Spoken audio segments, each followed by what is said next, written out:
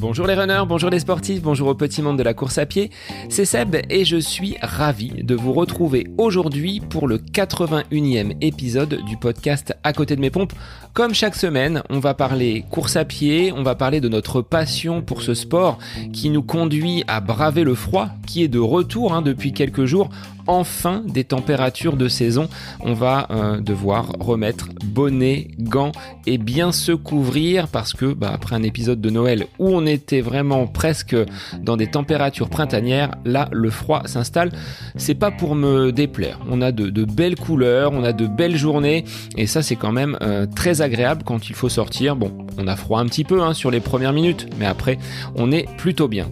Alors beaucoup se sont lancés dans cette année 2022 avec des objectifs. Ce que je vois sur les réseaux, c'est que les préparations pour le marathon de Paris, pour le semi-marathon, pour des objectifs parfois même un petit peu plus lointains, des trails, des grands trails.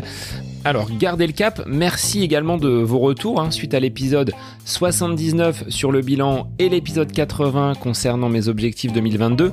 N'hésitez pas à partager les vôtres et à me dire de quoi sera fait cette nouvelle année. En tout cas, gardez cette belle énergie, cette motivation. Et puis, pour agrémenter vos sorties longues, quoi de mieux qu'un petit podcast dans les oreilles ? Première raison, je vous accompagne. Donc déjà, vous n'êtes pas seul dans votre sortie, ce qui permet qu'elle passe peut-être un petit peu plus vite.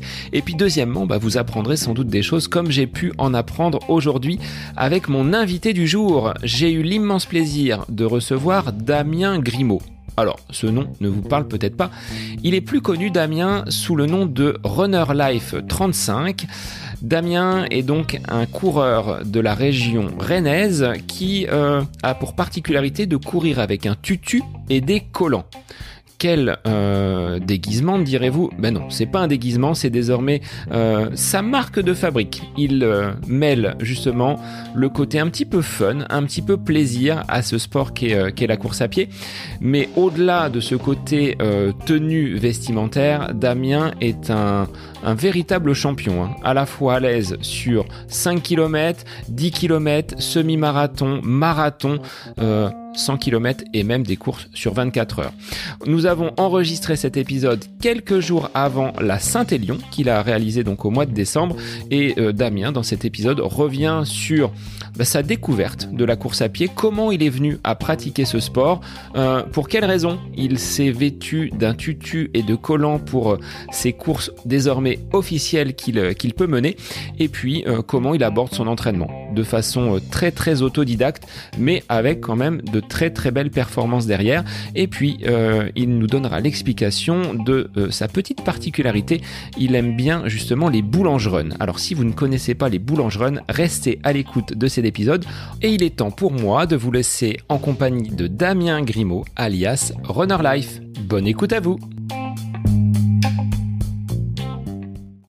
Alors c'est un coureur un petit peu tout-terrain et un coureur déguisé que l'on a l'habitude de voir sur les réseaux. Merci Damien pour avoir accepté ce rendez-vous sur ta pause déjeuner. Comment vas-tu ? Ça va bien, merci à toi pour l'invitation surtout, c'est sympa. Donc, c'est la première fois que je vais enregistrer comme ça, donc c'est sympa. Bon, il y a une première atout. Je vais te laisser te présenter un petit peu, toi, façon état civil, nous dire d'où tu viens, qui tu es, ce que tu fais dans la vie avant d'aborder le côté running. Ouais, ça marche. Alors, moi, Damien, j'ai 38 ans. Je suis marié, je suis papa de deux petites filles. J'habite en région rennaise, donc vive la Bretagne, même si à la base, je suis nantais, donc on ne va pas rentrer dans les débats. Est-ce que Nantes est en Bretagne ou pas ? Je travaille dans la vente de matériel électrique aux professionnels et accessoirement, de temps en temps, je cours. Alors, tu cours depuis combien de temps ? Parce que tu dis accessoirement, Nantes, Rennes, il y a peut-être du foot derrière tout ça avant la course à pied ? Ah oui, il y a d'autres sports avant la course à pied. Ouais. Le judo pendant... Ouais, c'était mon premier sport, le judo, donc 3-4 ans à peu près. Après, je suis passé au foot, comme beaucoup de garçons, on va dire, à l'époque. Donc, je suis passé au foot, j'y ai joué pendant longtemps. Je ne sais même pas exactement, mais une bonne quinzaine d'années, on va dire. Et forcément, oui, le foot derrière n'entraîne la rivalité un petit peu à l'époque et aujourd'hui toujours. qui suscite quelques moqueries plus aujourd'hui, vu que je suis côté nantais et que ça tourne moins bien que les Rennais en ce moment. Et sinon, j'ai fait du badminton en loisir, un petit peu de tennis, et je cours depuis 2011 maintenant, en ayant commencé par un marathon directement. Alors, directement par un marathon, comment tu es venu justement à cette pratique de la course à pied? Tu es tombé dedans par hasard? Je suis tombé dedans un peu par hasard, on va dire. Ouais. C'est un pote à ma femme qui m'a dit, ouais, toi, t'es sportif, ça te dit de faire le marathon de Vers à Rennes. Donc, c'était la première édition en 2011.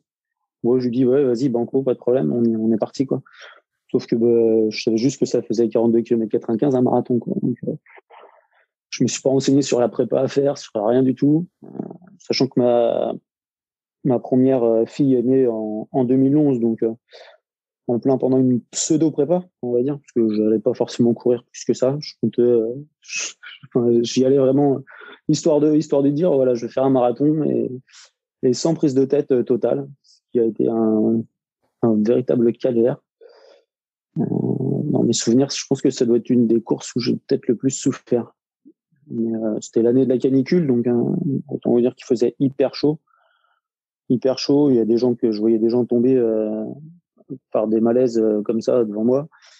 Moi, j'ai eu des crampes au bout de 21-22 km, j'avais des crampes au premier mollet à droite et vers 24e, 25e, j'ai eu des crampes au deuxième mollet.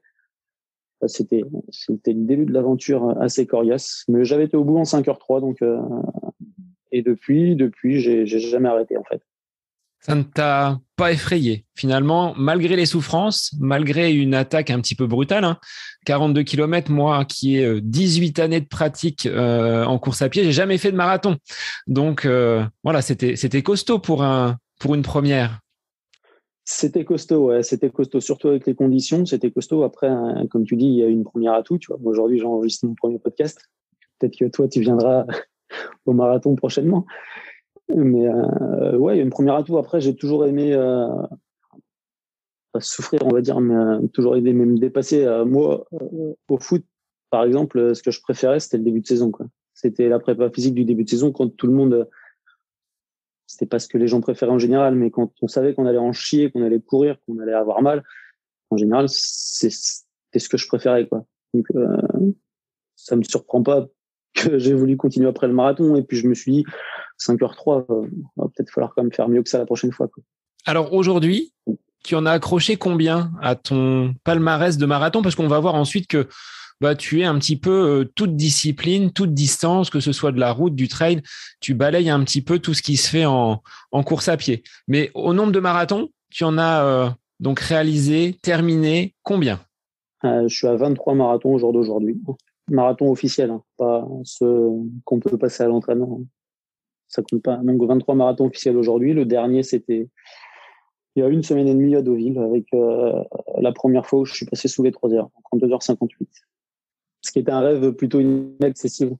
Est-ce que celui-ci, tu l'avais préparé un petit peu plus que le premier à Rennes?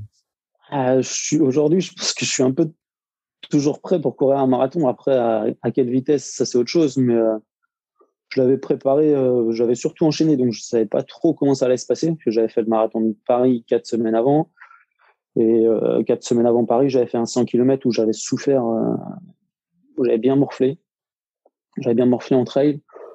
Donc Paris, j'avais tenté de faire un RP, j'avais fait un RP en 3h03, avec des difficultés au 34e. Et après, Deauville, entre les deux, je savais pas encore si j'y allais en touriste ou si j'allais pour tenter le sub 3 heures. Et dans la dernière semaine, je me suis dit, allez, c'est bon, c'est parti. On va pas avoir de regrets, je me sens bien, donc on va le tenter. Et c'est passé. Donc c'est cool. Qu'est-ce qui t'anime, Damien, dans ces chronos, dans ces distances? Là, tu parles d'un marathon comme si tu allais faire une sortie de 10 km, un 100 km quelques semaines auparavant. Dans quelques jours après cet enregistrement, tu seras sur la Saint-Élion. Qu'est-ce qui te fait courir? Ça, c'est une bonne question. Qu'est-ce qui me fait courir? Le plaisir de me dépasser, le plaisir de retrouver des potes sur les courses, de rigoler, et, même si on souffre, hein, c'est pas que de la rigolade. Mais ouais, le dépassement de soi, voir jusqu'où on peut aller, essayer de repousser les limites. Je pense que beaucoup qui s'essayent à l'ultra. et se dire que c'est possible, en fait. Je pars du principe que même quand je suis dans le dur, il suffit juste de mettre un pied devant l'autre. Alors, par moments, c'est plus compliqué que d'autres, hein, mais le but du jeu, c'est mettre un pied devant l'autre jusqu'à la ligne d'arrivée, peu importe la distance. Alors, après, j'ai du respect pour toutes les distances. Un marathon, c'est jamais facile, contrairement à ce que des fois on pourra me dire oui, mais toi, tu fais des ultras, un marathon pour toi, c'est rien. Non, c'est jamais rien. Quelle que soit la distance, c'est jamais rien. Et c'est jamais rien pour n'importe qui qu'une personne qui sorte courir 5 km, 2 km, c'est jamais rien. Chacun fait ce qu'il a envie de faire en fonction de son niveau, de ses aptitudes physiques et de sa disponibilité également. Parce que ça prend du temps. C'est assez chronophage quand même comme discipline. Alors, en tant que papa de deux petites filles, comment tu t'organises pour réaliser ces entraînements? Est-ce que tu as un cadre ou est-ce que tu le fais un petit peu au feeling? Alors non, j'ai pas de cadre, j'ai aucun coach, je fais partie d'aucun club. Je me débrouille tout seul. Je me suis souvent cassé les dents, mais c'est comme ça qu'on apprend. Et vu que j'en fais beaucoup, c'est difficile, on va dire, d'avoir un coach d'avoir un entraîneur qui va accepter de faire autant de choses. Il n'y a pas forcément tout le temps les standards, on va dire, de la récupération derrière que certains peuvent avoir. Et voilà, après. L'enchaînement te donne finalement ce volume d'entraînement et les courses peuvent te servir également de test. Un marathon pour un 100 km ou pour une Saint-Élion, c'est une forme de prépa en fait. C'est ça, exactement. Ça va me servir en prépa suivant si je fais la sortie à fond ou pas. Après, concernant les entraînements, j'essaye de pas empiéter sur la vie de famille, parce que ça reste important. Et j'essaye du coup d'y aller sur ma pause déjeuner. Donc là, aujourd'hui, j'y vais pas parce que j'ai la Saint-Élion dans 2 jours. C'est pour ça que je suis en off. Mais globalement, c'est sur ma pause déjeuner. J'ai 1h30 de pause. Donc je compte maximum les séances, c'est 1h, 1h05 grand max. Après le temps de déjeuner, de se laver rapidement et de retourner au boulot. Et le matin. Sinon, le matin de bonne heure avant d'aller travailler. Donc, ça peut être sorti à 4h30 le matin ou à 5h le matin avant d'aller au boulot et des fois le double, matin et midi. Sachant que le matin, en général, ça finit en boulangerie. Et oui, tu es le spécialiste, même si tu m'avais dit en off que tu n'étais pas le créateur officiel de ce hashtag Boulangerun, malgré tout, tu cales ta sortie sur l'ouverture de la boulangerie, en fait. Il faut que ça se termine au moment où la boulangerie ouvre ses portes. Ah, c'est à peu près ça, ouais. Après, c'est Mangeur de Cailloux, du coup, qui avait lancé ce hashtag. Je l'avais pas vu au départ, hein. Après, vu que j'allais souvent à la boulangerie, j'ai fait pareil et j'ai vu qu'il existait. Donc, je me suis dit, on va le continuer. Il l'avait arrêté un petit peu et ouais, j'aime bien, en fait. Ça permet d'aller chercher le pain, la baguette viennoise. Ma femme et mes filles sont contentes en général d'avoir ça au réveil. Et souvent, je fais l'ouverture de la boulangerie quand je pars le matin, parce qu'elle ouvre à 6h30. Donc avant, je commence à 8h, donc ça allait. Aujourd'hui, je commence à 7h30, donc il faut que je me dépêche quand la boulangerie elle ouvre de rentrer. Et quand elle est en vacances, cette boulangerie, comment tu fais? Il faut aller plus loin? Ça nécessite une sortie beaucoup plus longue pour trouver une boulangerie qui sera ouverte à proximité? Eh ben non, justement. Avant, ça aurait pu être le cas. Avant, je m'en passais. Et aujourd'hui, pendant le premier confinement, où on était limité au rayon d'1 kilomètre, je ne pouvais pas aller à ma boulangerie parce qu'elle était à plus d'1 kilomètre de chez moi. Elle était à 2 kilomètres et des poussières. Donc, je respectais, je n'y allais pas. Et entre-temps, depuis, elle a ouvert une deuxième boulangerie qui est à moins d'1 kilomètre de chez moi. Et leurs vacances ne sont pas en même temps, vu que c'est les noms de patrons. Donc, du coup, j'ai toujours une des 2 boulangeries qui est ouverte et qui est disponible. Et ça, c'est top. Et tu y es que pour quelque chose, cette ouverture à moins d'1 kilomètre de chez toi, où il n'y a aucune coïncidence? Non, aucune coïncidence. Il y avait un terrain ici, une ancienne usine, du coup, qui était affecté. Et du coup, des locaux commerciaux qui sont arrivés, ils se sont montés là. Donc, moi, ça m'arrange. C'est très bien. Ça me fait plus près. Et du coup, je peux rentrer plus vite chez moi avant d'aller au boulot. Alors, est-ce que ça a fait des émules, justement, dans la communauté qui te suit sur les réseaux, de coureurs qui, en te voyant faire, se sont mis peut-être à courir le matin de bonne heure? Et qu'est-ce que toi, tu en tires comme bénéfice de ces sorties matinales, outre le fait qu'elles te permettent ensuite d'aller travailler tranquillement? Alors, il y en a d'autres qui se sont mis aux sorties matinales. Oui, je pense qu'il y en a beaucoup. Après, il y en a d'autres qui se sont mis au boulangerons, ça c'est sûr. Donc après, j'emmène des potes de temps en temps avec moi le matin de bonne heure et on passe du coup à la boulangerie ensemble, ce qu'ils ne faisaient pas avant. Il y en a d'autres qui le font aussi en France et il y en a aussi hors France. Je pense certains au Canada, en Angleterre, en Australie, en Suisse, je crois, en Espagne, j'ai dû en avoir. Donc c'est un mouvement qui est c'est rigolo de voir que ça peut prendre un petit peu partout dans le monde, juste ce hashtag boulangerun. Et contrairement à ce qu'on pense, c'est pas forcément le matin le boulangerun, ça peut être n'importe quand dans la journée. Donc là, par exemple, vu qu'on enregistre ce midi, je vais me faire une petite sortie ce soir. Donc juste avant la synthé, ça va être une petite sortie de 30 minutes. Je pense que je vais passer à la boulangerie en rentrant. Donc c'est n'importe quand, la boulangerie n'a pas besoin d'être loin de chez vous. C'est si elle est à 1 kilomètre, plus elle est près, mieux c'est facile en fait, parce que vous n'aurez pas à transporter le plein longtemps. Et après sur les sorties matinales, bon, qu'est-ce que ça m'apporte? Ça m'apporte de pouvoir faire des sorties un peu plus longues. Donc souvent je fais des sorties plus cool, c'est pas des sorties type fractionné le matin. Je pars à jeun et ça permet aussi de travailler à jeun. Ça permet d'être tranquille. Moi, ce que j'aime bien, c'est ça, en fait, tranquille, on est en pleine, enfin, même en pleine nature ou en pleine ville, il y a personne, en fait. Il y a rien qui nous dérange, on a l'impression, par moment, d'être seul au monde. Quand je pars à 4h30 le matin ou à 5h le matin, en général, il n'y a pas grand monde dans la commune. Donc, on a l'impression d'être tout seul dans la commune et de l'avoir juste pour soi. Et quand on part en nature, ben, on profite, on voit avec la frontale, on voit des yeux un petit peu partout. Donc, les 3 quarts du temps, c'est des chats. Ça m'est arrivé de croiser une chouette. Enfin, c'est sympa, j'aime bien en fait. C'est calme. Il n'y a pas toute l'illumination, tout le danger de la journée et tout ça. Alors moi, le matin, en période estivale ou au printemps, j'adhère à ces sorties vraiment très, très matinales. Voilà. Mais là, tu vois, l'hiver arrive, de se sortir du lit à 4h30, 5h, 6h du matin, c'est plus difficile. Est-ce que tu as des astuces, des choses que tu mets en place qui vont te permettre à tous les coups de mettre les chaussures et d'être opérationnel sans faire faux bond à ta montre et à tes baskets?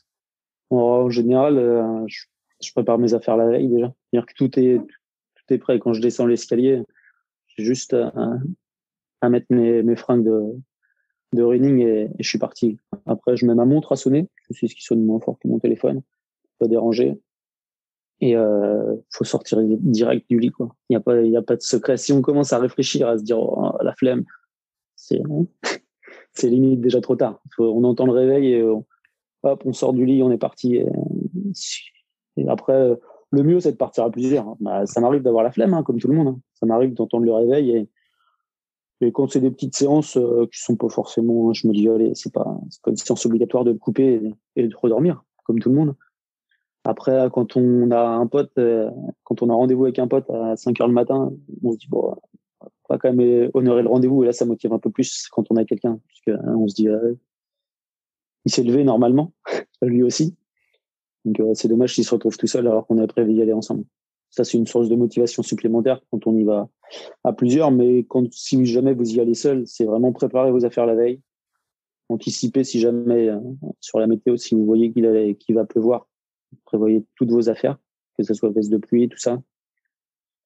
Et dès que votre réveil sonne, vous sortez du lit, vous habillez, vous sortez. N'oubliez pas la monnaie pour le pain. Oui, c'est ça. À moins qu'avoir un téléphone ou une montre qui permet de payer à distance, ça se fait, voilà. ça se fait aussi. Ouais, c'est beaucoup avec le téléphone. Alors, aujourd'hui, tu sors de quelques épreuves sur marathon, donc sur route. Tu t'apprêtes à basculer sur les sentiers de la Saint-Élion. Tu es tout terrain, mais dans quel environnement tu prends le plus de plaisir? Est-ce qu'il est le même sur la route et en trail? Non, c'est pas tout à fait le même. Je suis plus un routard à la base quand même. À la base, je suis plus route. Je me développe dans le trail.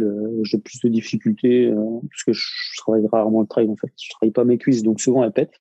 Donc là, ça va être le défi de ce week-end. On va voir comment on va tenir avec cet enchaînement. Après, j'aime bien les deux, en fait. C'est des ambiances totalement différentes. Après, je suis pas dans tout ce qui est esprit trail, tout ce qu'on vante aujourd'hui un petit peu sur les mérites de la mise en avant du trail. Enfin, moi, j'y suis pas forcément, en fait. Je m'y retrouve pas, pas forcément. Je trouve qu'on met trop en avant l'esprit trail et qu'on essaye de casser un petit peu plus la route en disant que c'est trop de la compétition et tout ça, alors que, étrangement, sur la route, on va avoir beaucoup plus de coureurs déguisés que sur du trail. Le trail, moi, j'ai l'impression que le trail, en fait, c'est beaucoup plus sérieux que la route. C'est-à-dire que sur la route, on va avoir plein de gens qui vont être déguisés. Vous prenez le marathon du Beaujolais, et une exception, mais même sur d'autres marathons, on trouve des gens déguisés, on trouve que même des 10 km, on trouve des gens déguisés. Sur trail, c'est beaucoup plus compliqué de trouver des gens qui vont se déguiser. J'ai un pote qui le fait, même si en ce moment il court plus beaucoup, c'est Billy, donc il est pas sur les réseaux. Il se déguise en Père Noël toute l'année avec sa hotte. Donc il a tenté l'UTMB, on a fait l'ultramarin ensemble. Moi je l'avais pas fini à cette époque. Lui il avait fini déguisé en Père Noël. Je pense qu'on était les deux seuls sur l'ultramarin déguisés. Et les gens en fait sur le trail sont beaucoup plus matériel. Il y a tout le matériel obligatoire qui est indispensable, mais après sur la tenue c'est beaucoup plus on va dire standardisé que sur de la route. Donc, entre guillemets, on plaisante moins avec l'environnement montagnard que sur des courses type corrida ou marathon comme tu as pu y participer. Oui, après montagnard, je t'avoue que j'ai jamais fait de trail en montagne. Donc là, ça va être la Saint-Élion, c'est pas de la montagne proprement parlée, même si pour moi, breton, monter à 900 mètres d'altitude, c'est de la montagne. Mais après, sur les trails que j'ai pu faire, je trouve qu'il y a. Après, ça veut pas dire qu'il n'y a pas d'ambiance. Il y a de l'ambiance, elle est différente. Il y a plus de soutien entre les coureurs, par contre, sur le trail. On va plus avoir de soutien que sur un marathon où les gens sont un peu plus focus sur leur chrono. Alors que sur le trail, forcément, on prend moins le chrono. On n'est pas à la minute, en fait. Donc, on va prendre plus le temps de discuter, d'échanger. Ça va être un peu plus convivial sur ce côté-là. Pourquoi on parle déguisement ? Il faut peut-être remettre les choses dans leur contexte, Damien. C'est que tu as, même sans appartenir à un club, même sans avoir d'entraîneur ou être affilié à quelconque organisation que ce soit, tu cours déguisé avec un tutu rose et des collants noirs et roses. Ça vient d'où cet attrait pour le déguisement ? Alors, ça vient à la base d'une color run qu'on a fait entre potes, entre potes. Et du coup, ma femme participait également. Elle nous avait acheté des tutus aux hommes pour le délire de la color run. Donc, c'est resté, le collant, enfin, le tutu est resté. Je l'avais rangé pendant un moment dans un placard. On me demandait de temps en temps quand est-ce que tu vas le remettre sur une course et tout ça. J'y pensais pas forcément. Pour moi, j'étais pas dans l'optique de courir déguisé. Et puis j'ai rencontré des gens. Avec le temps, on change, on va dire. Au départ, j'étais beaucoup plus compétiteur qu'aujourd'hui. Je rencontre des gens qui se déguisent. Je pense à Pink Runner, par exemple. Et, et, et on évolue. Et du coup, je me suis dit, tiens, je vais ressortir le tutu. Sauf que le tutu tout seul, je voulais pas le ressortir tout seul. Dans ma tête, j'avais une idée précise de ce que je voulais. Je voulais vraiment des collants pas tout rose. Je voulais vraiment qu'ils soient rose et noir. C'était vraiment. Donc je les ai recherchés, on les a trouvés dans des magasins de déguisement. Donc c'est pas des collants techniques que j'ai, c'est des collants de déguisement qui sont épais, qui donnent chaud, qui grattent, par moments qui glissent. Mais c'est fun de les avoir. Et après j'ai rajouté un t-shirt jaune. Donc la première fois que j'ai dû mettre tout ça, ça devait être sur le marathon de Nantes. J'avais mis une fois le tutu et les collants avec un t-shirt vert sur un 10 km à Saint-Grégoire. Et la première fois avec un t-shirt jaune, c'était avec les couleurs de l'association Starting Girl, une association Nantes, une ancienne association nantaise qui motivait les femmes à se mettre au sport. Et c'est parti de là. Du coup, je l'ai mis au marathon de Nantes et depuis ce marathon, je quitte plus mon déguisement parce que j'ai trouvé que c'était fun, c'était sympa, les gens rigolent, les enfants sur le bord de la route, ils adorent. Donc, ça me fait marrer de faire plaisir à un enfant sur le bord de la route. Si ça peut le faire rigoler en me voyant courir, tant mieux. Faut sourire un peu plus des fois. Et ça, c'est cool. Après, aujourd'hui, outre le tutu et les collants, j'ai un t-shirt toujours jaune fluo avec l'association Arrose, le logo dessus. L'association Arrose, C'est une association rennaise qui vient en aide aux enfants malades, donc qui leur rend visite, que ce soit dans les hôpitaux, que ce soit lors d'événements, et leur rend visite déguisés en super-héros. Donc, il y a aussi des super méchants, parce qu'il y a d'ardeur dans les déguisements.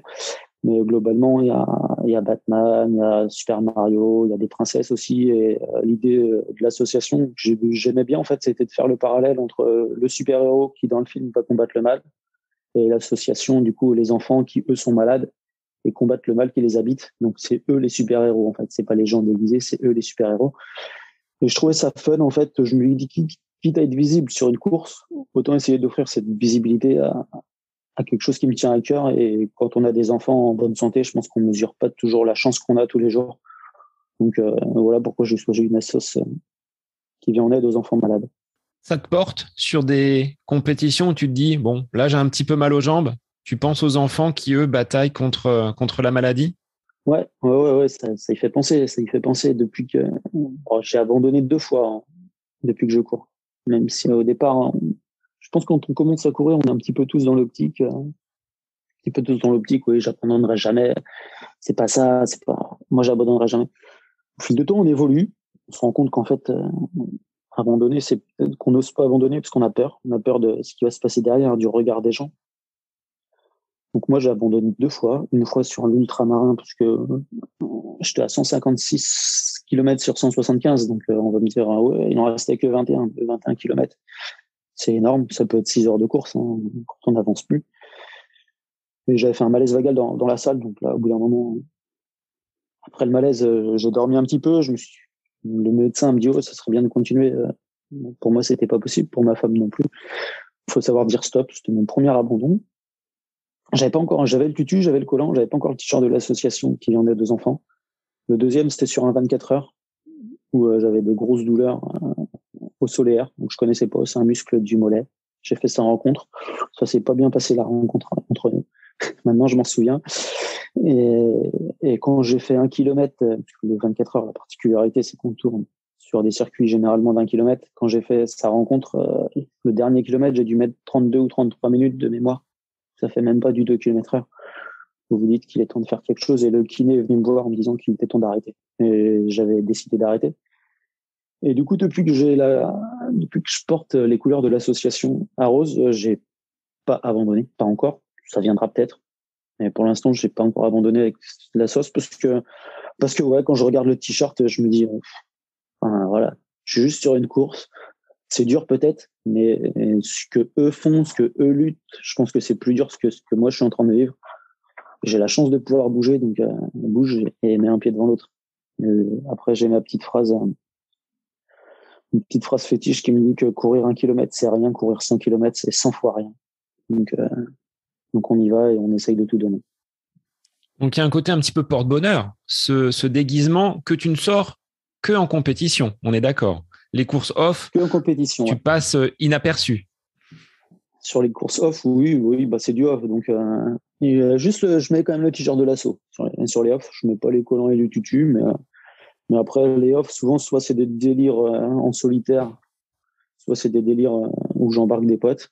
Comme cette année, on a pu faire du patelin où on habite Châteaubourg jusqu'au Mont-Saint-Michel. Donc ça faisait 107 km, je crois, 107, 109, enfin quelque chose près. On est parti entre potes à minuit et l'idée c'était de rejoindre le Mont-Saint-Michel. Et là, c'est eux du coup qui m'embarquent ce week-end à la Saint-Élion ce coup-ci. Donc là, c'est le retour de bâton. Voilà, exactement. Oui, un prêté pour un rendez-vous, le retour de bâton, on appelle ça comme on veut. Après, je pense qu'on verra ce que ça donnera, mais je suis pas le moins aguerri de ceux qui partent normalement. Donc, ça devrait bien se passer. Donc attention sur la Saint-Élion à ne pas craquer ton collant ou à déchirer ton tutu. Il y a peut-être des branches, des rochers. Tu vas en prendre soin? J'en prends soin. Il a quelques courses au compteur, le tutu que j'utilise actuellement. Donc, il va falloir que je pense à le changer. Mais j'arrive pas à retrouver le tutu que je souhaite. Donc sinon, il faudra que je le fabrique moi-même avec du tulle. Mais ouais, non, là, ça fait un petit moment que je laisse celui-là, parce qu'il a quand même fait l'ultramarin, les 175 km, le marathon de Saint-André-des-Eaux au mois d'août. le trail de la Bargeau 100 km au mois de septembre, le marathon de Paris, le marathon de Deauville, et là, il va se taper la Saint-Élion. Donc, et il a quelques kilomètres au compteur, ce tutu, et même s'il fatigue, il tient bien pour l'instant. Et concernant les collants, là, ils sont neufs, parce que ils ont morflé quand même, ils morflent un peu plus que le tutu en général, les collants. Je les accroche un peu plus facilement, surtout sur du trail. Mais ça sera pas une tenue toute neuve, en tout cas. Ces collants, ce tutu, derrière le côté un petit peu jovial de cette tenue, il y a quand même des performances derrière. Tu l'évoquais donc en préambule de cet épisode. Moins de 3 heures donc sur le marathon à Deauville, des chronos aux alentours de 36 minutes sur 10 km. Dans les pelotons, Damien, quand on te voit débarquer avec cette tenue, quel est finalement le sentiment des gens qui t'entourent? Bon, dans ton environnement, dans ta région, tu es sans doute connu, mais sur des courses un petit peu plus grandes comme celle de Paris, les gens, quand ils te voient arriver, ils pensent quoi? Ils te disent quoi? Alors, ça peut être de tout. Il y en a qui croient que c'est un enterrement de vie de garçon, ce qui n'est pas le cas. Ça, c'est des réflexions que j'ai souvent. Ah, c'est bientôt votre mariage? Non, non, non, je suis déjà marié, c'est bon. C'est bon, c'est pas ça. Après, c'est le regard des gens qu'on va voir, en fait. Suivant le regard des gens, hein, j'arrive à savoir s'ils m'ont déjà vu, s'ils prennent ça à la rigolade, ou si c'est plus avec dédain en te prenant de haut. Ils viennent pas te le dire, de toute façon, en général. Hein, les personnes viennent pas te le dire. Mais il y a ceux qui viennent te voir, qui se renseignent, ça les fait marrer, et ceux qui te connaissent, donc ils viennent te voir parce qu'ils te connaissent, ceux qui n'osent pas venir te voir. Donc n'hésitez pas à venir me voir, hein, je vais pas mordre, j'ai mangé personne encore. Et après, on sent le regard sur route, moins je trouve, même si dans les SAS, dans le SAS 3 heures, les gens sont un peu plus forcément tirés compète. Donc ils te regardent en se demandant si t'es pas là juste pour les premiers kilomètres et après tu vas péter. C'était le cas dans la commune où j'habite où j'avais fait 10e sur un 15 km et les mecs à l'arrivée qui étaient pas forcément d'ici me l'ont dit. Enfin, quand on t'a vu partir avec nous, on pensait que tu étais juste là pour le départ et que tu allais péter et en fait non. Non, en fait non, j'ai pas pété. Et après c'est plus sur les gros trails en fait où les gens te regardent un peu plus bizarrement comme l'ultramarin, quand on s'attaque à 175 km et qu'on arrive dans une tenue comme ça, c'est un peu plus délicat. Les gens te regardent un petit peu comme un ovni, en fait. Tu sens que c'est pas normal et que pour eux, il y en a qui te regardent et quand tu vois leur regard, tu as l'impression qu'ils pensent que tu vas pas y arriver, en fait. Ils disent, ouais, c'est bien, t'arrives déguisé, mais on n'est pas là pour rigoler, mec. Et ça me plaît, en fait. Je pense que plus on me regarde comme ça, plus je suis content parce que plus ça va me donner de la force d'aller au bout. En fait. C'est ce que j'allais te dire. En fait, ça renforce cette volonté de leur montrer que malgré le déguisement, tu es autant capable, voire plus capable d'aller au bout de ton objectif. Plus capable, je sais pas, autant capable, oui. Après, tout le monde est capable. Après, ce que je veux prouver, c'est que on n'a pas forcément besoin d'avoir des t-shirts à 250 balles, 300 balles. Après, il y a du matos obligatoire sur les trails, donc c'est différent parce que quand on a une veste qui doit respecter certaines normes pour la pluie, là, forcément, on est obligé de taper sur quelque chose d'un peu plus qualitatif. Et quand on court des distances, même 175 km à l'ultramarin, j'étais avec mes collants et mon tutu, j'en ai pour 5 € dans le collant, je crois, et 3 ou 4 € dans le tutu. Après, il faut une bonne paire de chaussures, des chaussettes correctes, et puis mon t-shirt, c'est un t-shirt technique de base, il n'y a rien d'exceptionnel. Donc, moi, je veux prouver aux gens qu'il n'y a pas besoin forcément d'avoir des affaires hyper chères pour essayer de performer ou pour essayer de courir longtemps, quoi. C'est pas parce que vous avez un t-shirt qui vaut 200 ou 300 € avec de la compression à tout va que vous allez forcément surperformer ou courir plus longtemps. C'est l'entraînement qui vous aidera, pas le textile. Alors, dans ton entraînement, comment tu intègres justement ces très longues distances? Tu fais un peu de piste, tu fais du fractionné ou tu restes sur des allures pour tenir longtemps? Parce que un chrono quand même qui passe sous les 3 heures au marathon, ça ne s'obtient pas en réalisant quelques boulangers le matin ou durant la semaine. Non, c'est sûr qu'il n'y a pas que le boulanger. Non, il y a du travail de fractionné derrière. Donc, comme je le dis, j'ai pas d'entraîneur, j'ai pas de plan non plus. Je travaille beaucoup à l'instinct. Donc après, je suis des trames quand même que j'ai appris à fixer au fil du temps. Au départ, j'essayais de suivre des plans, mais ça me convenait pas. En fait, j'aime pas les trucs hyper carrés, hyper réglementaires, hein, où je dois me dire demain, il faut que je fasse ça. Souvent, je le décide. Ça m'arrive de le décider la veille. Ça m'arrive de le décider dans la matinée quand je suis au boulot. Tiens, aujourd'hui, je vais faire ça en fractionné. Je sais que je vais fractionner en général en début de semaine. En fractionné court, plus souvent si j'ai fait ma sortie longue le samedi, mon fractionné sera le lundi. Si je fais ma sortie longue le dimanche, il sera le mardi. En général, c'est ça. Mais après, la séance n'est pas forcément programmée à l'avance. Je peux l'avoir programmée la veille dans ma montre et puis le matin même ou une heure avant, j'ai envie de changer, je change, quoi. Il n'y a pas de fil. Le seul fil conducteur, c'est essayer d'avoir un fractionné court en début de semaine. Donc, type jusqu'à, on va dire, du 30-30, le basique, jusqu'à du 10 fois 800 maximum. Et après, deuxième fractionné de la semaine où on va plus être sur du travail d'allure spécifique avec du 2 fois 4000 ou des choses comme ça, 4 fois 1000, enfin, travail d'allure spécifique. Après, souvent, c'est comme ça que j'organise mes semaines. Il y a ces deux sorties-là. Entre-temps, il y a des sorties à allure plus faible, plus cool. Parce que ça, je pense que c'est important, en fait. Et on ne le fait pas assez. Apprendre à courir lentement pour courir vite. C'est étrange, mais je pense que pourtant, c'est utile. Et après, c'est l'accumulation des kilomètres qui va faire qu'on va pouvoir se lancer dans de l'ultra. Mais après, faut pas. En fait, je pense qu'il faut pas avoir peur. C'est-à-dire que si on se dit je suis pas prêt, on sera jamais prêt. Faut se lancer, faut s'inscrire. Et une fois qu'on est inscrit, à un moment ou à un autre, on n'a pas le choix, faut se préparer, en fait. Souvent, les gens, ils me demandent, ouais, mais moi, je n'arrive pas à courir. Et je leur dis, inscris-toi à une course, même à 5 km, 10 km. Plus on va avoir les chances approcher, plus on va se motiver à courir, parce que t'as pas le choix. Tu dois, mentalement, tu as un minimum à faire. Tu dis, ouais, va peut-être quand même falloir que je sorte un minimum avant la course, quoi. Et du coup, on est obligé de sortir. Donc après, moi, je suis quasiment tout le temps inscrit à des courses. Ouais, c'est ce que j'allais te dire. Est-ce que tu as besoin justement d'un objectif pour te sortir le matin du lit ou de te motiver pour aller à l'entraînement? Est-ce que c'est ça qui est ton fil conducteur? Non, pas spécialement aujourd'hui. Aujourd'hui, juste prendre du plaisir à courir, même quand je suis pas inscrit.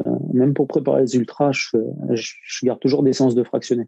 Alors, peut-être pas forcément 2 par semaine, sauf si j'ai un marathon comme là où je voulais tenter un temps avant un ultra. Mais sinon, j'essaye de toujours m'en garder une parce que j'estime qu'il faut toujours garder de la vitesse pour habituer son cœur à monter dans les tours, en fait. Après, c'est ma façon d'être, mais je le compare à une voiture. Si vous avez une voiture et que vous faites que de la ville, le jour où vous l'emmenez sur autoroute, en général, elle tousse.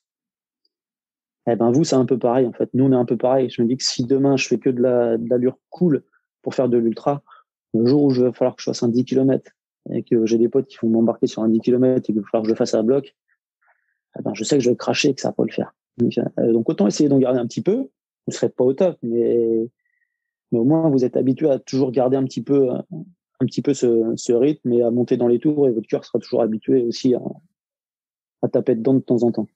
Alors, pour reprendre la comparaison avec la voiture, tu as une boîte de vitesse avec 6 ou 7 rapports, puisque tu es capable de basculer du 10 km à une course qui va durer 24 heures. Tu l'as travaillé ou c'est là encore des expérimentations que tu as pu faire?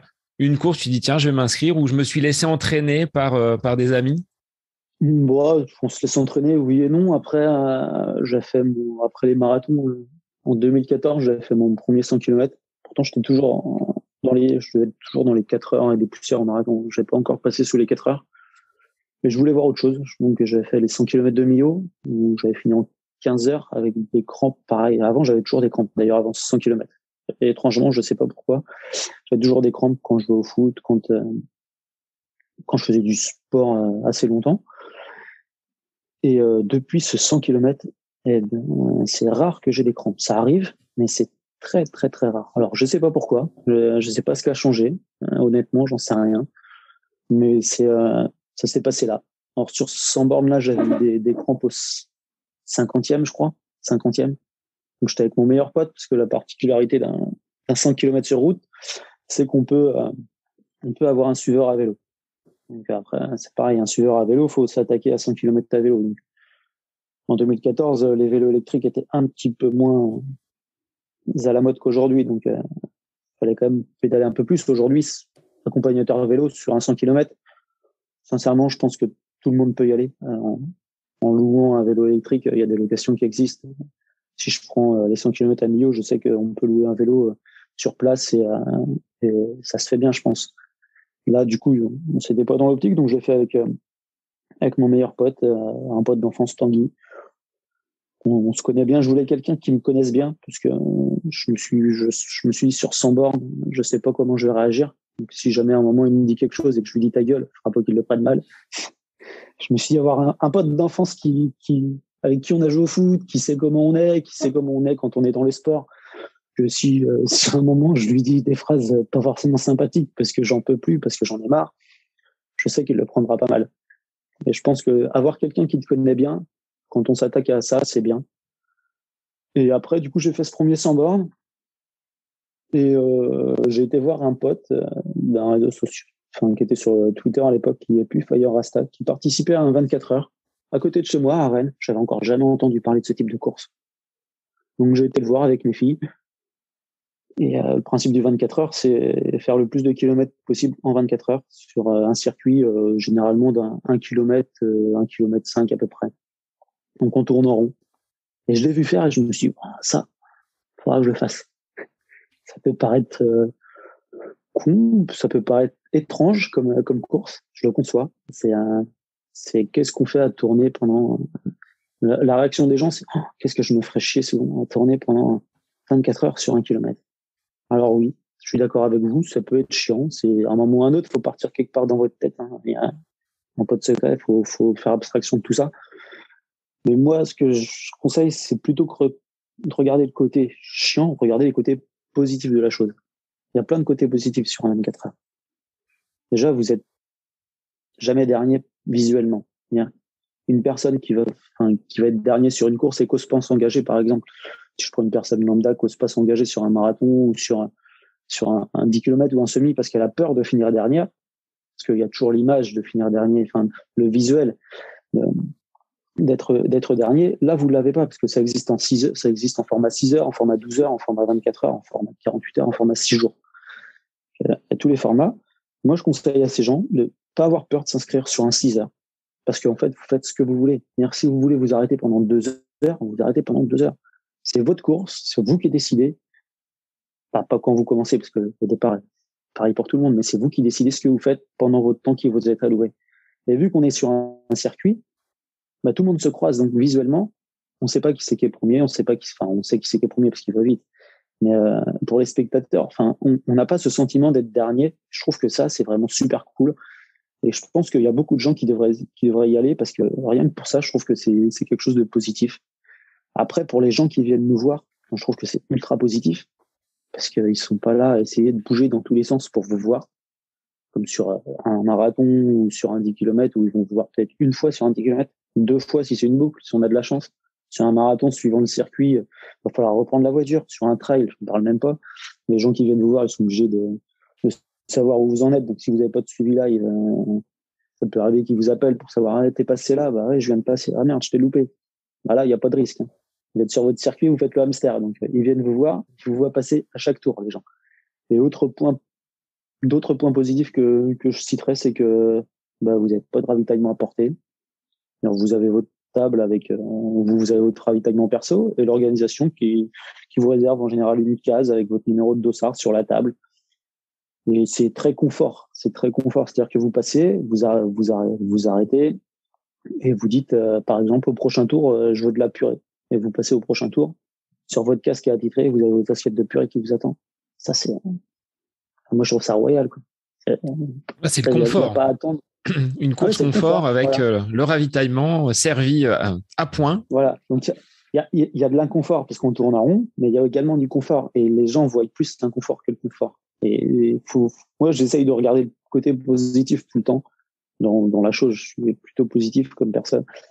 Et je pense que c'est sympa. Et puis, autre différence, c'est qu'on sympathise beaucoup plus aussi avec les gens, en fait. Parce que quand on part sur un trail qui est long, on va croiser des personnes. Et ces personnes, souvent on discute, on échange un petit peu, mais on les revoit pas. On se dit, on se revoit à l'arrivée, sauf qu'à l'arrivée, il y a très peu de chances qu'on arrive à se revoir. Alors que là, de toute façon, vous discutez avec une personne. En général, en début de course, ça discute pas trop. Quand la nuit tombe, c'est différent. C'est différent. Il y en a qui vont se coucher et ça discute un peu plus puisque tout le monde commence à rentrer dans le dur. Donc, c'est plus sympa d'échanger.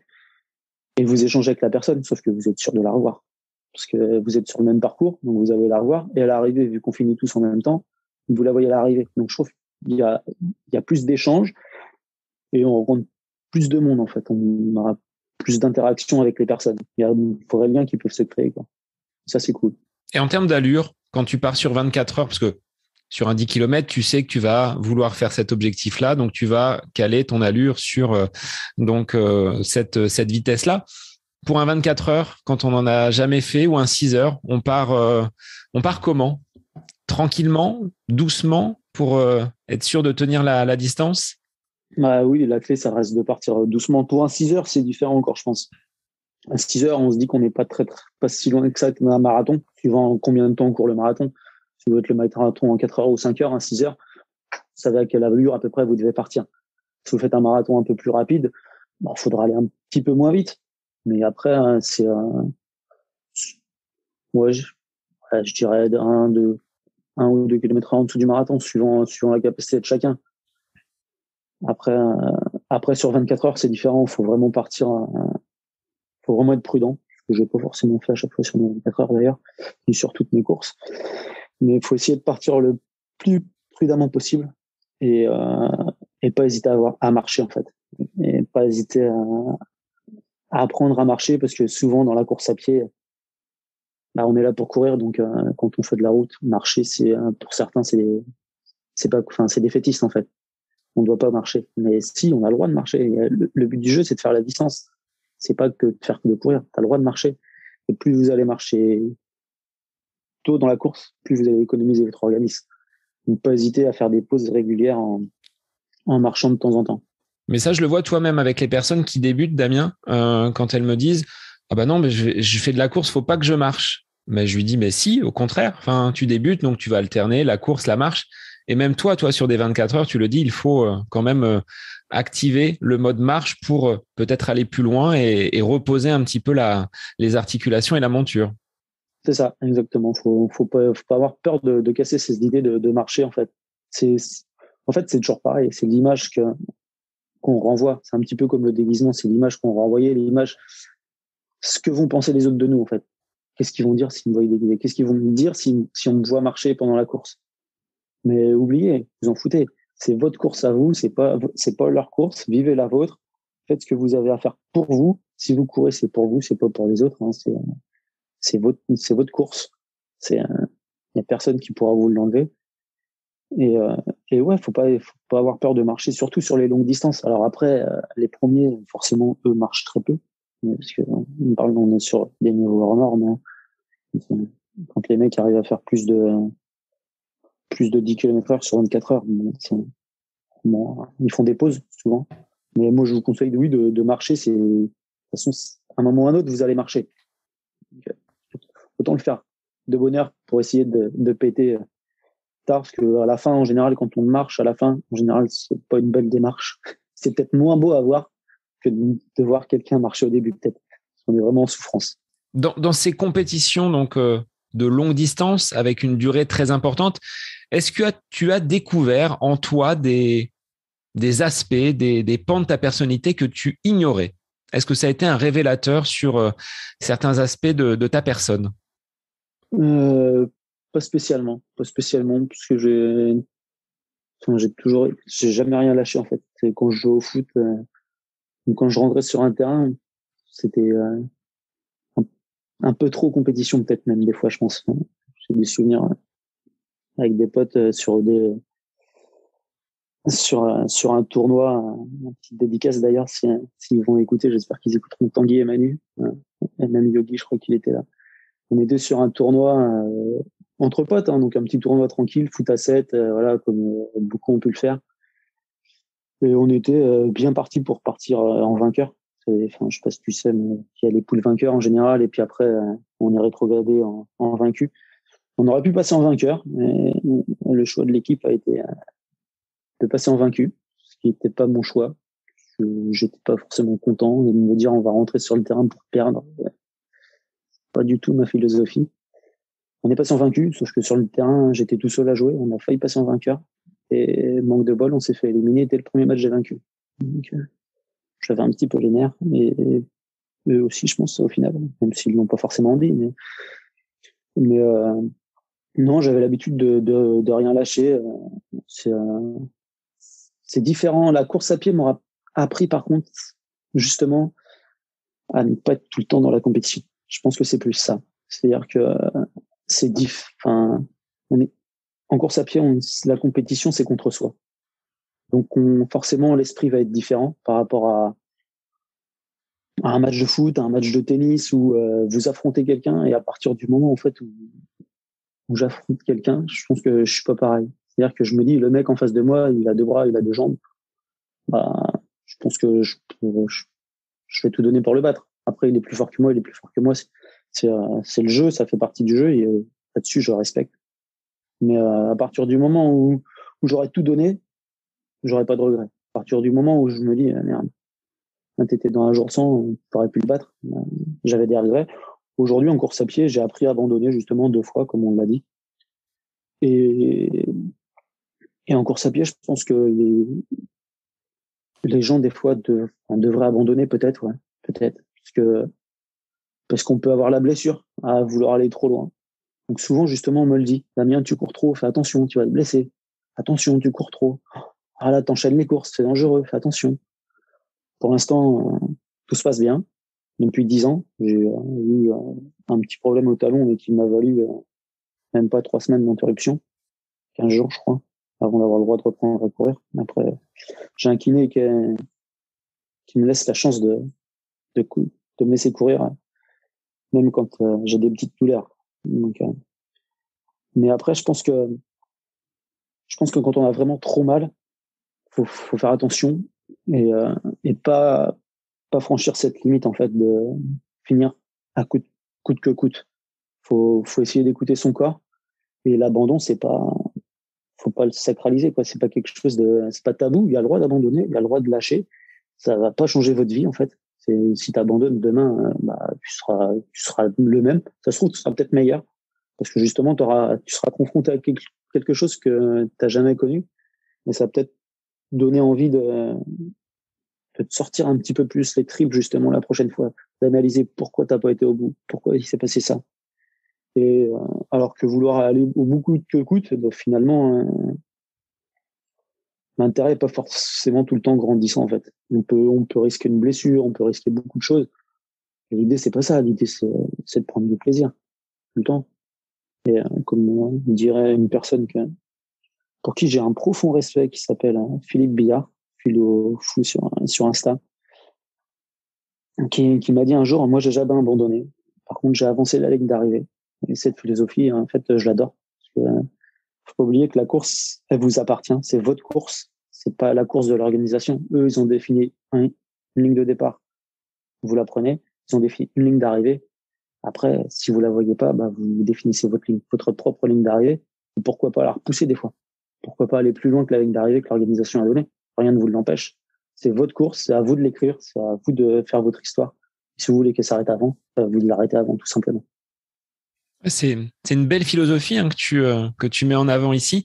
Est-ce que tu penses derrière ce côté un petit peu pression, soit de l'organisation, soit de l'entourage, que les réseaux sociaux, que Strava peuvent aussi influencer des coureurs à peut-être parfois aller plus loin que ce qu'ils sont capables de faire? Est-ce que tu le vis? Et quelle est ta relation avec ces médias que tu utilises, mais dont tu as peut-être, toi, pris une certaine distance? Après, ouais, voilà, faut faire attention au toujours plus. Alors après, on va me dire, je suis mal placé pour le dire parce que j'essaye de toujours repousser mes limites. Je suis d'accord. Après, faut y aller progressivement. Alors oui, j'ai commencé par un marathon direct, donc je suis mal placé peut-être pour dire ça des fois, mais j'ai appris aussi. Donc c'est peut-être ça la leçon, en fait, c'est que j'ai appris. Donc moi, je vous conseillerais d'être progressif et et d'y aller, voilà, et d'écouter son corps. La clé s'adresse d'écouter son corps. C'est pas de se dire, ah tiens là, je vais le faire à fond, je vais pas le faire à fond. C'est si vous avez une douleur, à force de courir, vous allez savoir si cette douleur elle est logique ou si elle est pas logique. C'est-à-dire, si vous avez mal à une cuisse, si vous avez une crampe, vous savez qu'une crampe, enfin, ça peut arriver. Il y a rien d'ultra dangereux à avoir une crampe, en fait. Si vous avez un point de pression, une petite contracture, après, c'est à vous de la gérer. C'est à vous de savoir si, est-ce que j'ai déjà eu ça, déjà? La première question que je me pose en général, c'est est-ce que je connais déjà cette douleur? Est-ce que j'ai déjà eu? Si j'ai déjà eu, qu'est-ce qui s'est passé? Si c'est rien passé de grave, bah, voilà, on peut continuer. Si c'est vraiment une douleur intense, c'est, comme, euh, comme quand j'ai fait la rencontre de mon solaire, c'était une douleur très intense. Mais quand je vous dis que j'ai fait 1 kilomètre en 32-33 minutes, j'étais en souffrance totale. Et si je l'ai fini ce tour, c'est parce qu'on était sur un 24 heures et que je revenais de sortir de chez le kiné et qu'en descendant les escaliers, j'ai entamé mon tour et je voulais au moins le finir. Parce que le kiné est venu me voir sur le parcours en me disant, ah, on va stopper. Donc, je me dis, j'ai commencé le tour, je le finis quand même. On va pas s'arrêter. De toute façon, il fallait que je retourne. J'aurais pu couper, mais il restait quoi, 600, 700 mètres à faire. J'ai mis le temps que je devais le mettre pour le faire. Et après, je me suis arrêté. Je me suis dit, ça sert à rien d'aller plus loin. Peut-être que si j'étais resté dormir un peu plus, peut-être que j'aurais pu repartir. Après, on sait pas. C'est comme sur l'ultramarin quand j'ai abandonné, c'est pareil. J'ai fait un malaise vagal, j'avais des douleurs, j'arrivais pas à me remettre debout tout seul. C'est ma femme qui m'a aidé à me sortir du lit de camp qui était sur place. À un moment, je pense qu'il faut savoir dire stop. Alors, ça fait mal, c'est sûr, ça fait mal à son amour propre plus qu'autre chose en fait. Hein. C'est à nous qu'on est confronté au regard des autres. Aussi on se met la pression, et oui, les réseaux sociaux mettent la pression par rapport à ça. On peut se dire, qu'est-ce qu'ils vont penser de moi? Qu'est-ce qu'ils vont dire? Ah, j'ai abandonné. Ils vont me dire que je suis nul. On s'en fout. Sérieux, on s'en fout. Enfin, fais ta course. Enfin, tu fais ce que tu as à faire. Si tu as abandonné, t'as pas à être jugé. Alors, les gens te jugeront peut-être. Mais après tout, ça fait quoi? T'as abandonné et puis c'est tout. Il y a rien de grave. Je veux dire, t'as tué personne. T'as rien fait de méchant. T'as abandonné. Bah, voilà, c'est tout. C'est pas un mot tabou. C'est pas un mot, qui est mal. C'est, voilà, t'as lâché, t'as décidé dès que ta ligne d'arrivée, bah, aujourd'hui, c'était un peu plus tôt que ce qu'avait prévu l'organisation. Tant pis, c'est ta ligne d'arrivée. T'es peut-être pas finisher pour l'organisation. Pour toi, tu seras pas finisher en proprement parler, mais t'auras fait quelque chose quand même. T'auras peut-être quand même fait quelque chose de grand pour toi. Ouais, faut pas regarder que la distance à laquelle on s'attaque, en fait. Quand, quand j'ai abandonné sur l'ultramarin, j'ai abandonné à 156, ce qui était mon record de distance à l'époque. Alors oui, j'étais frustré de pas avoir été au bout. Non. J'étais frustré pendant un bon petit moment. D'ailleurs, je me suis inscrit sur Millau, je crois, juste après pour faire les 100 kilomètres. Voilà. Parce que les jours d'après, ça allait. Et là, tu te dis, merde, peut-être que j'aurais pu forcer. Mais c'est comme ça, c'est pas grave, ça fait partie du jeu. J'ai préféré pas forcer et peut-être que j'ai raison. Peut-être que si j'avais forcé, j'aurais pu refaire un malaise vagal sur le parcours. Ça aurait pu être plus dangereux. J'aurais pu vous péter quelque chose. Moi, je pars du principe que si vous le sentez pas, soyez déjà faire tout ce que vous venez de faire. Regardez derrière vous ce que vous avez accompli plutôt que toujours regarder devant, en fait. C'est beau de toujours regarder devant, de se dire, là-bas, je pourrais peut-être aller plus loin, quoi. Aller plus loin. Alors oui, c'est beau. Oui. Moi aussi, je regarde devant, tout le temps. Mais, enfin, pas tout le temps. Mais des fois, faut pas oublier ce qu'on a fait derrière. Et regarder derrière, je dirais quand même, j'avais quand même fait 156 km ce jour-là, c'est quand même pas rien. Enfin, c'est, ça reste une épreuve. Alors, même si vous abandonnez sur une plus petite distance, c'est pas grave. Si c'est votre record, et même si c'est pas votre record, même si vous avez déjà fait plus, même si vous avez déjà fait mieux, on est humain, on n'est pas des machines. C'est un autre terme qu'on me dit souvent, que j'aime pas d'ailleurs, que je dis. Enfin, je pense que je vais en faire un article bientôt parce que c'est un terme qui revient souvent. Ah, t'es une machine, t'es une machine. Ou même d'autres le disent à d'autres personnes. Oh, attends, lui, c'est une machine, t'as vu ce qu'il fait? Ah non. Parce Non, qu'il non, ne se non. blesse pas, parce qu'il court tout le temps. C'est Ouais, ça, en c'est fait. ça, Hein. ouais. Ouais. Ouais, ou par rapport aux performances, des fois, on me dit, ouais, t'es une machine, t'enchaînes les courses. Ah non, non, non, non, on n'est pas des machines. On n'est pas des machines. Déjà, on n'est pas des machines parce qu'on a un cœur. Voilà. Déjà, pour moi, c'est la première différence. C'est-à-dire qu'on a des sentiments, on a des sensations. Pour moi, être une machine, c'est du métal, c'est de l'électricité, enfin, c'est un squelette, quoi. Il y a rien. La machine, elle va d'un point A à un point B, elle réfléchit pas, elle a pas de sentiments. Elle fait son truc, elle est programmée pour faire ça. Nous, on n'est pas des machines. Justement, c'est ça qui nous différencie. Et j'aime pas quand on nous dit oh, t'es une machine ou quand on dit à quelqu'un t'es une machine. Moi, je trouve que c'est péjoratif. C'est-à-dire on regarde juste la performance de la personne. Mais non, il y a une personne derrière la performance. Elle s'est entraînée, elle a fait des choses, elle fait des choix. Alors, des fois, ça pète. Mais justement, c'est ça le jeu. C'est ça, on est humain, on a je le dis, on a des sentiments, on a des gens qui viennent nous encourager, ça nous prend au trip, il y a même des spectateurs, des inconnus qui viennent t'encourager, ça te prend au trip, t'es pas une machine, t'es un humain et faut arrêter avec ce terme. En fait, je l'aime pas parce que ça met de côté tout le reste, ça met de côté tous les sentiments qu'on pourrait avoir sur une course, tout ce on est là justement pour vivre ça, pour vivre des choses qui nous prennent au trip, pour essayer de se dépasser. Et si t'enlèves tout ça, il n'y a plus rien en fait. Si demain on te dit t'es une machine qui va d'un point A au point B sans réfléchir, il n'y a plus d'intérêt, il n'y a plus de partage, il n'y a plus tout ça. Et je pense que l'essentiel, justement, dans le toujours plus qu'on pourra voir peut-être sur les réseaux sociaux, mais faut y aller progressivement, il faut s'écouter, c'est tout en fait. Ça viendra avec le temps. Ça viendra avec le temps. Il faut pas avoir peur de se lancer. Comme toi, tu vois, tu me dis ça fait 18 ans que tu cours, t'as pas franchi le marathon. Et non, toujours pas. Donc c'est un choix. Et peut-être qu'un jour je basculerai sur cette distance. Mais après, il n'y a pas d'obligation non plus en fait. Et là aussi, ça devient une pression, je trouve. On a toujours quelqu'un qui va nous dire ouais, mais moi je connais machin, il a fait le marathon en temps. Ah, c'est bien, mais je m'en fous en fait. Parce que je m'en fous. Moi aussi, je connais quelqu'un qui court plus vite que moi. Moi aussi, je connais quelqu'un qui est un champion. Mais donc, on ne sera pas tous des champions, on ne sera pas tous des coureurs qui courront vite. On sera pas, voilà, on n'est pas tous faits pour courir vite. On n'est peut-être pas tous faits pour courir non plus. On n'est pas tous faits pour courir du marathon. Et aujourd'hui, la pression que peuvent avoir les gens aussi sur le marathon, c'est t'as fait un SMI, quand est-ce que tu t'engages sur un marathon? Ah ouais, mais si j'ai pas envie de m'engager sur un marathon, en fait. À chacun ses objectifs, à chacun son plaisir, comme tu l'évoquais tout à l'heure. Voilà. Et si on regarde dans le rétro, Damien, par rapport au chemin que tu as parcouru, qu'est-ce que tu retiendrais avant qu'on termine cet échange? Qu'est-ce que je retiendrais? Justement, tu vois, je retiendrais que j'ai appris à abandonner, que j'ai appris que tout ce que je viens de dire, en fait, que l'humilité, qu'il faut arrêter de mettre la pression aux gens dans tout. Il y a déjà assez de pression dans la vie quotidienne, avec tout ce qu'on fait, avec la pression du boulot, la pression des objectifs, de tout ça. Il faut lâcher ça et il faut se faire plaisir, quoi. Mettez vos baskets, faites-vous plaisir, inscrivez-vous aux courses qui vous font plaisir. Si vous avez envie de vous dépasser, vous dépassez. Si vous n'avez pas envie, restez comme vous êtes. Si vous prenez du plaisir dans ce que vous faites, pourquoi chercher à aller à vous dépasser si ça ne vous bête pas? Le principal, c'est de prendre du plaisir. C'est tout. Il n'y a pas de... Et le reste viendra tout seul. C'est comme si vous voulez faire un marathon. Enfin, on prend souvent l'exemple du marathon. Mais pourquoi est-ce que vous devez forcément le faire en distance officielle? Pourquoi vous n'irez pas le faire tout seul, comme un grand, avec des potes, en triple, voilà, en off? Moi, je trouve que le off, c'est peut-être un avenir de la course à pied. On n'en parle pas encore assez. Parce que ça reste du off et que du coup, on le voit moins sur les réseaux. On voit moins un off qu'une grosse course.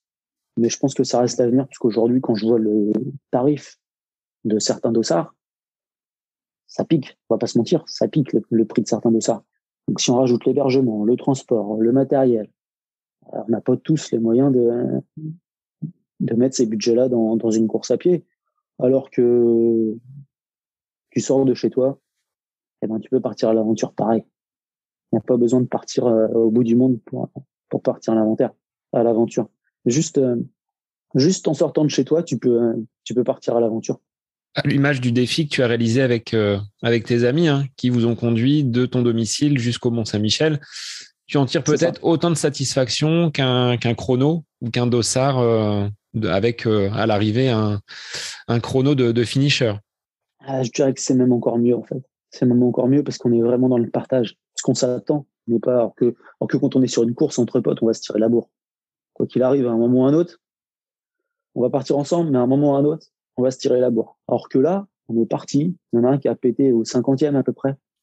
Eh ben, on l'attendait. On a fait les 10 derniers kilomètres avec lui, et ça, sur une course, tu le feras pas. Tu le feras pas, on le sait tous ou alors tu finiras ta course et tu reviendras le récupérer après, si tu es encore en état. Mais là, non. Là, on a fini tous ensemble. Et il y a 2 ans, j'avais fait avec d'autres potes, j'avais fait Rennes, Saint-Malo. Pareil, même distance à peu près. Où il y en avait qui étaient en run and bike. Et il y en a un qui a tout fait. Enfin, moi, j'étais le seul à tout avoir fait en courant, parce qu'il y en a qui ont lâché. Après, voilà, ça fait partie du jeu aussi. Et il y en a un qui a tout fait en run and bike. Donc, il avait jamais couru plus de 25 km. Et le mec, ce jour-là, il a fait plus de 50 km en courant et plus de 50 km à vélo. C'était fin. Je veux dire, voilà, c'est magique. Enfin, moi, je trouve que c'est des souvenirs qui sont encore mieux qu'une course, quoi. Et puis sur les off, en général, au Mont-Saint-Michel, quand on a fait le Mont-Saint-Michel, on est parti à 6-7. On a quand même nos femmes et nos enfants à tous qui s'étaient mis sur certains endroits du bord de la route. Ça faisait quand même une vingtaine de personnes. Donc, ils étaient là juste pour nous, en fait. Là, il n'y a pas d'autre public, c'était eux, c'est tout. Il n'y avait que eux. Et tu te dis, ils se sont tous bougés juste pour nous. Waouh. Enfin, c'est top, quoi. C'est top. Ils nous ont fait une haul là à un moment quand on est passé sur une route. Enfin, et moi, je pense que ces choses-là, je pense qu'on en verra de plus en plus des offs s'organiser, des délires entre potes. Parce qu'il n'y a pas de pression, en fait. Il n'y a pas de pression de chrono. On part ensemble, on arrive ensemble. Le seul objectif, c'est de prendre du plaisir entre potes et de s'amuser. Peu importe la distance que vous allez jouer. Alors, pour 2022 qui se profile, de quoi sera fait ton année? Est-ce qu'il y a déjà des choses qui sont posées, jalonnées, ou est-ce qu'on va laisser l'instinct qui t'anime depuis le début de cet échange faire ce que sera ton année 2022? Eh ben, 2022, dans ma tête, j'avais noté le trail du Glazig en février. Moi, il n'y a plus de place, donc celui-là, je l'ai abandonné. Après, je m'étais dit l'UTCA, mais il n'y a plus de place, donc c'est pareil. Donc, pour l'instant, de sûr, j'ai les 100 km de Millau, qui sera en septembre, il faut que je m'inscrive avant qu'il n'y ait plus de place. Je vais pas me faire avoir à chaque fois quand même. Et Millau, en général, il y a de la marge. Alors, petit coucou à mon beau-père, s'il m'entend, que je le tanne pour qu'il les fasse avec moi en marche nordique. Mais il a un peu peur, mais faut qu'il ose. Donc, s'il m'entend, j'espère qu'il va s'inscrire et qu'on pourra le partager ensemble ce moment. Et donc, il y aura les 100 km de Millau, parce qu'en plus, ça sera à l'édition la 50e anniversaire. Donc, ça reste pour moi une course mythique et une des plus belles courses, je pense, que j'ai faites à Millau. Après, à côté de ça, pour l'instant, j'ai rien de calé. Il y aura du marathon. Il y aura un 24 heures de sûr. Au moins un 24 heures. Après, lequel, je sais pas. Ouais, du off, normalement. Après, le off, faut l'organiser, parce que en solo, ouais, il y en aura sûrement. Après, j'aime bien le faire entre potes. Et là, il faut l'organiser. Donc, il faut qu'on arrive à tous avoir une date en commun. Et ce que j'ai en tête, je pense pas que ça sera là pour l'année prochaine. Ça sera peut-être pour les 40 ans. Je sais pas encore. J'ai 40 ans dans 2 ans. J'ai beaucoup d'idées pour les 40 ans. Il va falloir en choisir qu'une. Ça va être compliqué, je pense. Mais il y aura du off. Il y aura un 24 heures, je vous ai dit. Après, j'ai vu Saint-Malo, qui lançait son premier 24 heures. C'est pas loin de chez moi. Mais j'ai vu Nantes aussi, qui lançait son premier 24 heures, hein, ouvert au grand public. Donc, il va falloir faire un choix entre les deux, parce qu'il y en a un qui est au mois d'avril et l'autre qui est au mois de mai. Pour l'instant, je sais pas encore lequel ça sera. Même si, dans ma tête, j'ai une préférence pour Nantes. Parce que, plus, si tu es sur l'hippodrome où j'avais l'habitude d'aller courir quand j'étais étudiant à Nantes. Avec le t-shirt des Canaries, cette fois-ci? Oh non, avec le t-shirt de l'association, mais j'ai fait un marathon de Nantes avec le maillot du FC Nantes en hommage à Emiliano Sala qui était décédé. Mais après, je sais pas où est-ce qu'on me retrouvera. En tout cas, vous me verrez sur des courses, c'est sûr et certain. Donc, ça sera annoncé des fois à l'arrache, quelques semaines avant, quelques jours avant. Des fois, ça sera annoncé longtemps avant, comme Léo. Ça sera les surprises en 2022. On verra. Alors, si les gens veulent te contacter, Damien, sur quel réseau? Alors, Instagram, tu as ta communauté, mais peut-être pas seulement. Je te laisse redonner les différentes adresses et puis je remettrai tout ça en lien pour les notes de l'épisode. Donc, vous pouvez me retrouver sur Instagram, RunnerLife35, sur Twitter, pareil, RunnerLife35, sur YouTube, sur Facebook et sur mon blog www.runner-life.com. Bon Damien, merci pour cet échange à l'avant-veille de ton départ pour la Saint-Élion. Je te souhaite une bonne course par avance et puis j'invite les auditeurs à te suivre sur les réseaux et à te taguer pour leur Boulange Run. Mais on a compris, il n'y a pas forcément d'horaire. Ça peut être l'après-midi, juste avant d'aller chercher les enfants à l'école avec le goûter. Exactement. Du coup, j'attends le tien. J'attends de te voir faire ton premier Boulange Run. Et merci à toi pour l'invitation, c'était cool. Et salut à tous. Merci de m'avoir écouté. Merci Damien. Et pour les auditeurs, je vous dis à la semaine prochaine pour un nouvel épisode du podcast À côté de mes pompes.